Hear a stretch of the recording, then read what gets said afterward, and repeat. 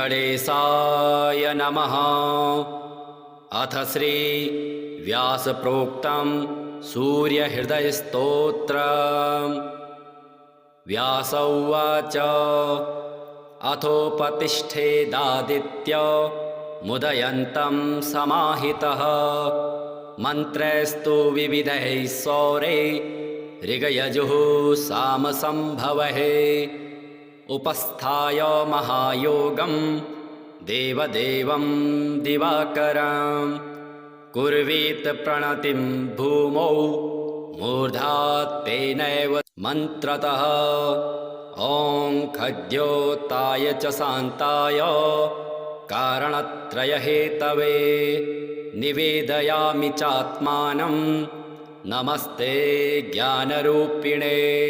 नमस्ते घृणिने तुभ्यं सूर्याय ब्रह्मरूपिणे। भूर्भुवः स्वस्त्वमोङ्कारः सर्वरुद्रः सनातनः पुरुषः सन्महोऽन्तस्थं प्रणमामिं कपर्दिनां।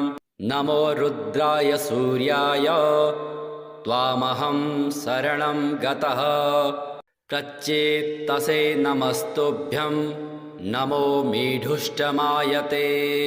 हिरण्यबाहवे तुभ्यं हिरण्यपतये नमः। अम्बिकापतये तुभ्यं मुमायः पतये नमः। नमोऽस्तु नीलग्रीवाय नमस्तुभ्यं पिनाकिने। विलोहिताय भर्गाय सहस्राक्षाय ते नमः। नमो हंसाय ते नित्यमादित्याय नमोऽस्तु ते।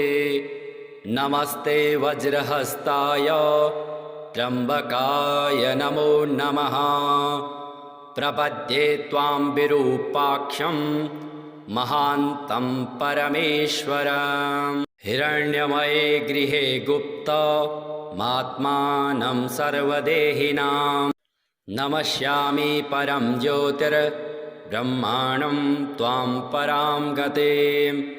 विश्वं पशुपतिं भीमं नरस्नारीशरीरिणां नमः। सूर्याय रुद्राय भास्वते परमेष्ठिने। उग्राय सर्वभक्षाय त्वां प्रपद्ये सदैव हि। एतद् वै सूर्यहृदयं जपत्वास्तवमनुत्तमां। प्रातः कालेऽथ मध्याह्ने नमस्कुर्यात् दिवाकरम्। इदं पुत्राय शिष्याय धार्मिकाय द्विजातये प्रदेयं सूर्यहृदयं ब्रह्माणां तु प्रदर्शितं। ब्राह्मणानां हितं पुण्यमृषिसङ्घैर्निषेवितम्। अथागम्य गृहं विप्रः समाचम्य यथाविधि प्रज्वाल्य वह्निं विविवज्जुहुयाज्जातवेदसाम्। ऋत्विक्पुत्रोऽथ पत्नी वा शिष्यो वापि सहोदरः प्राप्यानुज्ञां विशेषेण जुहुयुर्वा यथाविधि। पवित्रपाणिः पूतात्मा शुक्लाम्बरधरः शुचिः अनन्यमानसो वह्निं जुहुयात् संयन्त्रेन्द्रियः। अथोपतिष्ठेदादित्य मुदयन्तं समाहितः मन्त्रैस्तु विविधैः सौरैः ऋगयजुः सामसंभवैः उपस्थाय महायोगं देवदेवं दिवाकरं कुर्वीत प्रणतिं भूमौ मूर्धात् तेनैव मन्त्रतः। ॐ खद्योताय च शान्ताय कारणत्रयहेतवे निवेदयामि चात्मानं नमस्ते ज्ञानरूपिणे। नमस्ते घृणिने तुभ्यं सूर्याय ब्रह्मरूपिणे।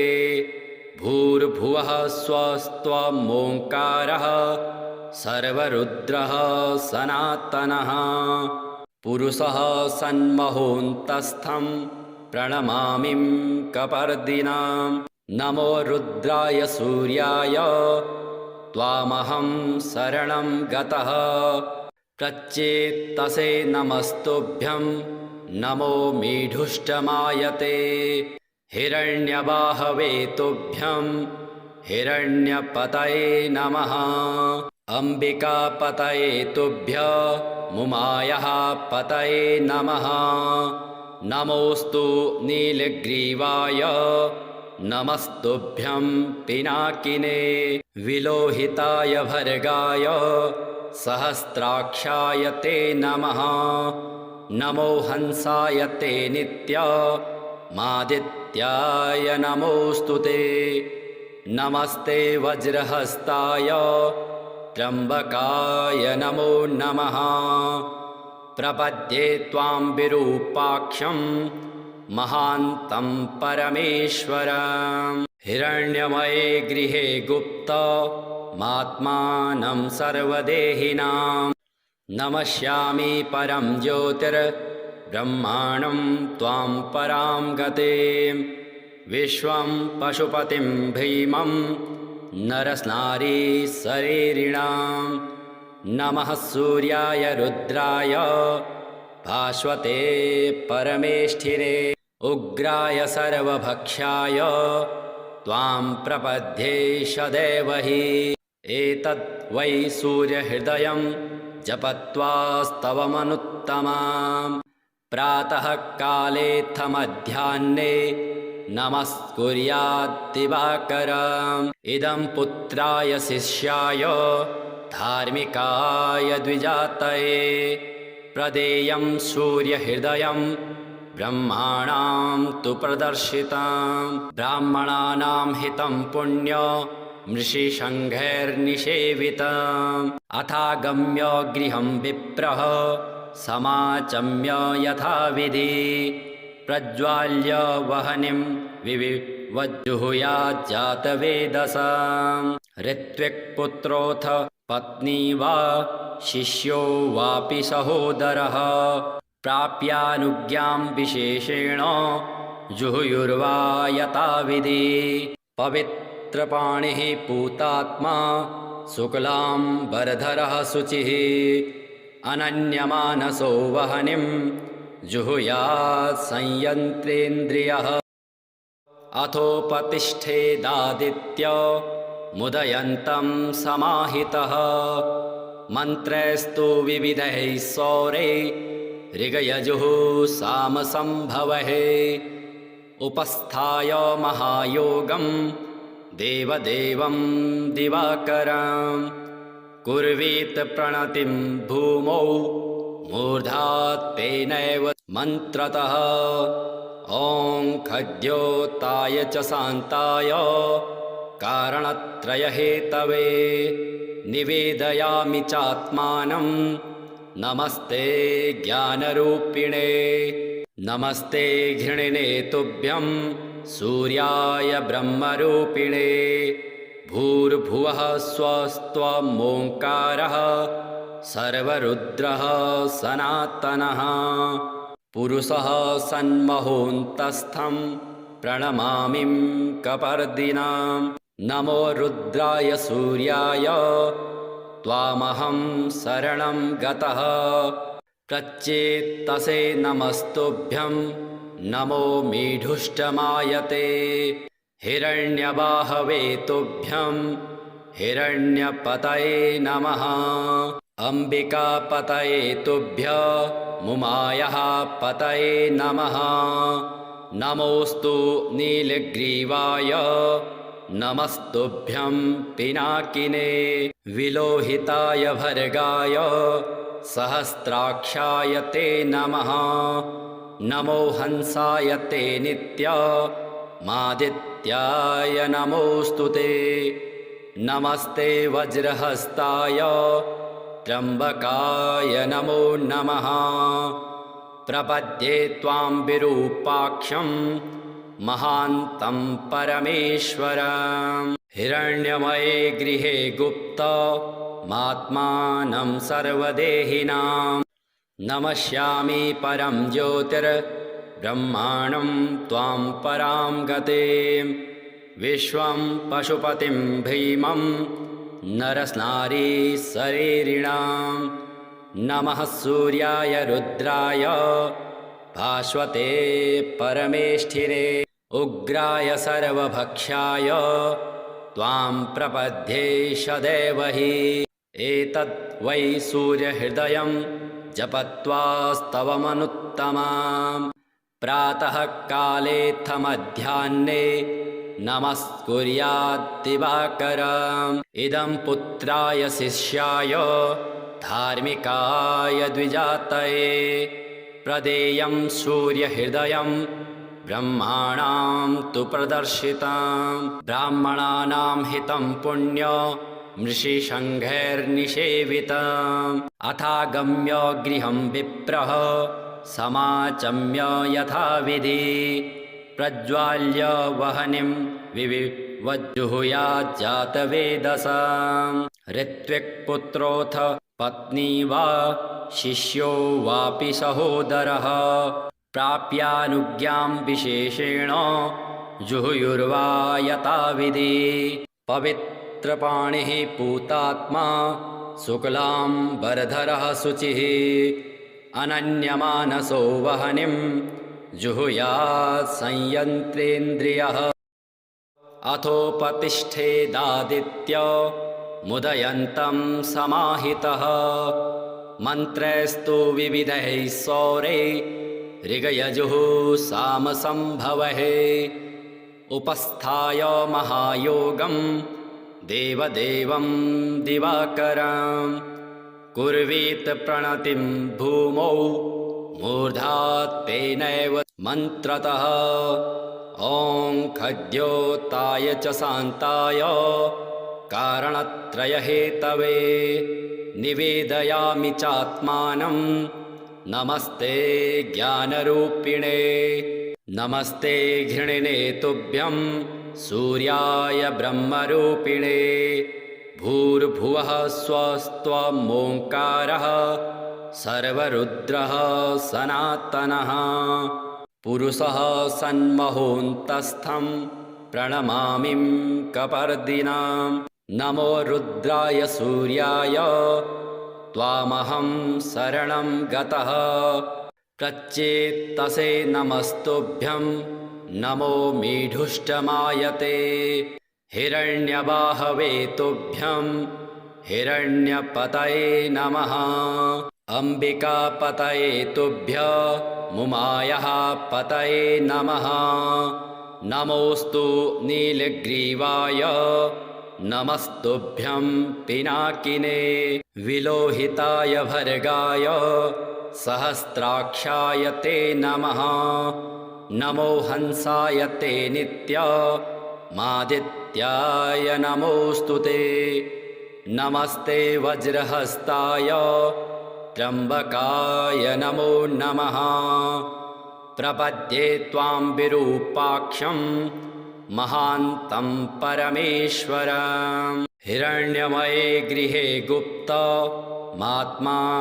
सर्वदेहिनां नमस्यामि परं ज्योतिर्ब्रह्माणं त्वां परां गतिं विश्वं पशुपतिं भीमं नरस्नारी शरीरिणां नमः सूर्याय रुद्राय भास्वते परमेष्ठिने उग्राय सर्वभक्ष्याय त्वां प्रपद्ये सदैव हि एतद् वै सूर्यहृदयं जपत्वास्तवमनुत्तमां प्रातः कालेऽथ मध्याह्ने नमस्कुर्याद्दिवाकरम् इदं पुत्राय शिष्याय धार्मिकाय द्विजातये प्रदेयं सूर्यहृदयं ब्रह्माणां तु प्रदर्शितं ब्राह्मणानां हितं पुण्य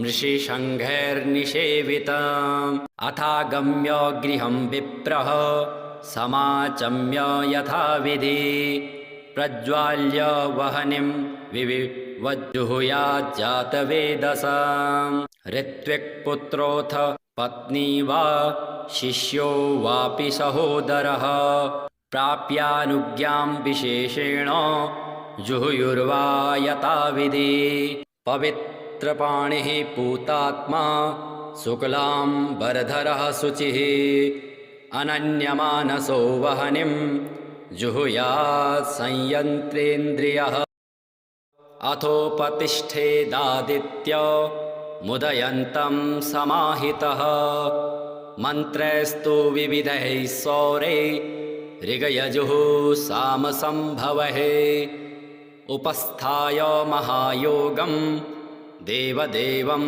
दिवाकरं कुर्वीत प्रणतिं भूमौ मूर्धात् तेनैव मन्त्रतः ॐ खद्योताय च शान्ताय कारणत्रयहेतवे निवेदयामि चात्मानं नमस्ते ज्ञानरूपिणे नमस्ते घृणिने तुभ्यं सूर्याय ब्रह्मरूपिणे भूर्भुवः स्वस्त्वमोङ्कारः सर्वरुद्रः सनातनः पुरुषः सन्महोऽन्तस्थं प्रणमामि कपर्दिनां नमो रुद्राय सूर्याय त्वामहं शरणं गतः प्रच्चेत्तसे नमस्तुभ्यं नमो मीढुष्टमायते हिरण्यबाहवे तुभ्यं हिरण्यपतये नमः अम्बिकापतये तुभ्य मुमायः पतये नमः नमोऽस्तु नीलग्रीवाय नमस्तुभ्यं पिनाकिने विलोहिताय भर्गाय सहस्राक्षाय ते नमः नमो हंसाय ते नित्यमादित्याय नमोऽस्तु ते नमस्ते वज्रहस्ताय त्र्यम्बकाय नमो नमः प्रपद्ये त्वां विरूपाक्षं महान्तं परमेश्वरं हिरण्यमये गृहे गुप्तमात्मानं सर्वदेहिनां नमस्यामि परं ज्योतिर्ब्रह्माणं त्वां परां गतिं विश्वं पशुपतिं भीमं नरस्नारीशरीरिणां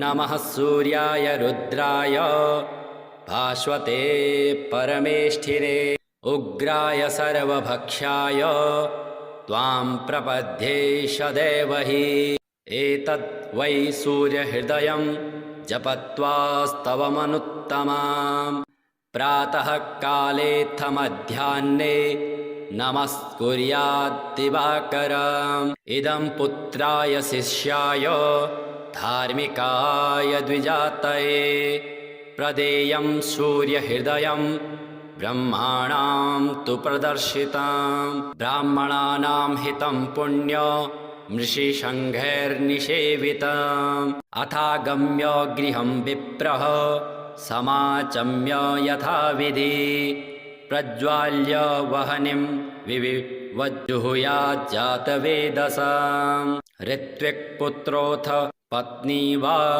शिष्यो वापि सहोदरः प्राप्यानुज्ञां विशेषेण जुहुयुर्वा यथाविधि पवित्रपाणिः पूतात्मा शुक्लाम्बरधरः शुचिः अनन्यमानसो वह्निं जुहुयात् संयन्त्रेन्द्रियः